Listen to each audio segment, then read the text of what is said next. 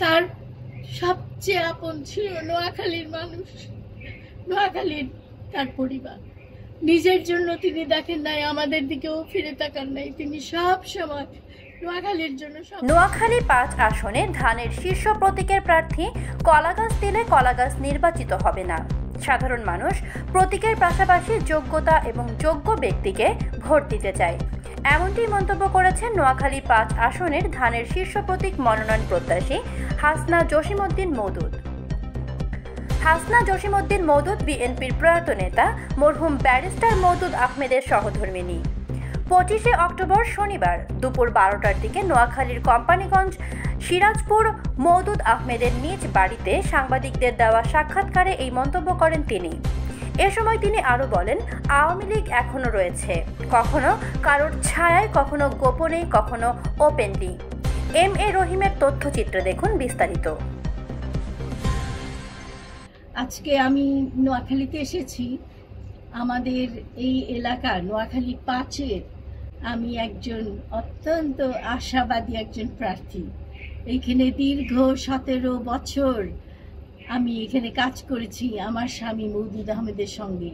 আমি নিজে ২ বার নির্বাচিত এমপি ছিলাম এবং এই পার্লামেন্টের অনেক কিছু আমি জানি। পার্লামেন্টে, তারপর নির্বাচনী এলাকায় আমি ঘরে ঘরে গিয়েছি।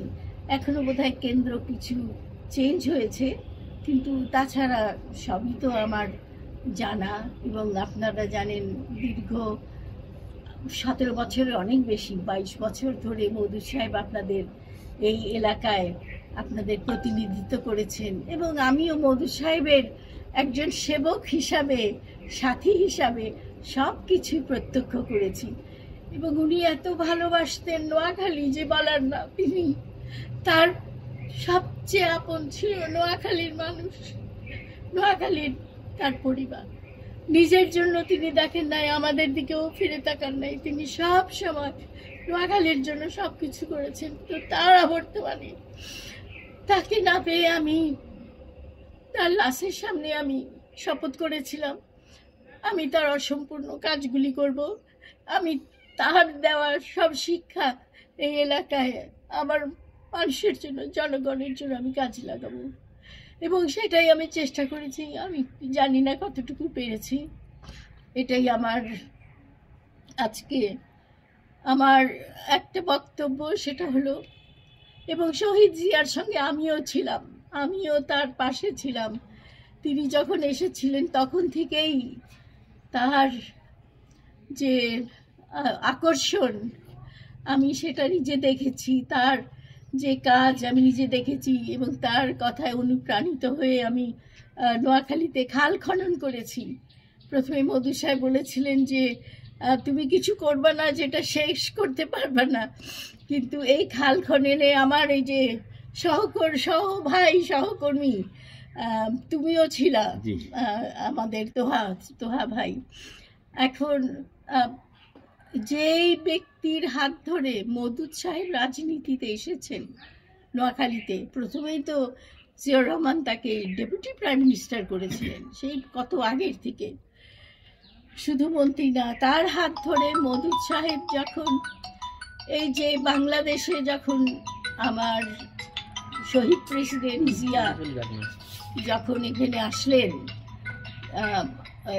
সংবাদপত্র স্বাধীন করলেন, আওয়ামী লীগের আমলের যত জঞ্জাল ছিল তার আকর্ষণ অসম্ভব ছিল। এবং বিশেষ করে তার এই যে সামনে মুখে যাওয়া, পশ্চাৎমুখী না।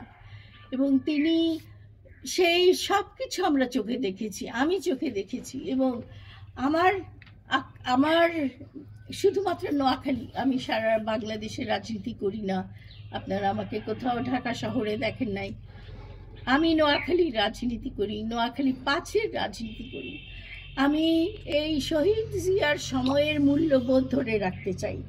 মওদুদ সাহেবের গণতন্ত্রমুখী আচরণ, মানুষের সঙ্গে ব্যবহার, এই সব কিছু আমি ধরে রাখতে চাই। এবং সাধারণ মানুষের প্রতি যে তার ভালোবাসা, এই সব কিছু আমি ধরে রাখতে চাই। এই বাংলাদেশের সবার জন্যই মধু সাহেব করেছেন, কিন্তু নোয়াখালী তার জন্য একটা অত্যন্ত অত্যন্ত আকর্ষণীয়, তার মনের প্রাণের মানুষ ছিলেন। আমি সেটা থেকেই অনুপ্রাণিত। শহীদ জিয়া বাংলাদেশ স্বাধীন করেছেন। তার স্ত্রী বেগম খালেদা জিয়া, আপনারা জানেন কত কষ্টকর অবস্থায় তিনি রাজনীতিতে এসেছেন, গৃহবধূ ছিলেন।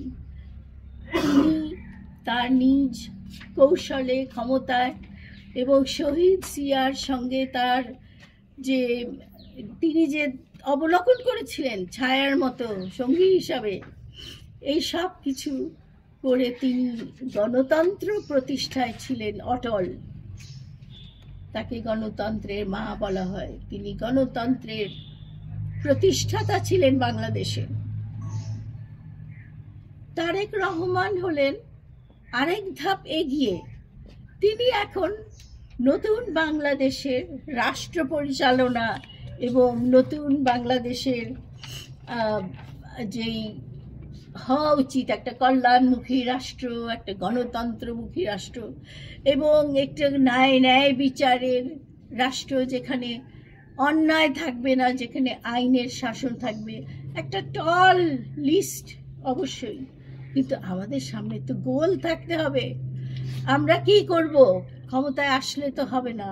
আমাদের সামনে এই যে অগণিত আমাদের যে ছেলেরা আছে, যাদের চাকরি নাই বাকরি নাই, আমাকে দিন রাত তারা বলে আমি কোথা থেকে চাকরি দিব। মধু সাহেব দিয়ে গেছেন অনেক চাকরি, আমিও যখন এমপি ছিলাম দিয়েছি। কিন্তু এখন আমাদের আরো বেশি করতে হবে, যে শুধু চাকরি না, আমাদের এলাকার উন্নতির জন্য। মানে আমরা একটা ছোট্ট জায়গা, কিন্তু এইখান থেকে গণতন্ত্র প্রতিষ্ঠা হয়েছিল।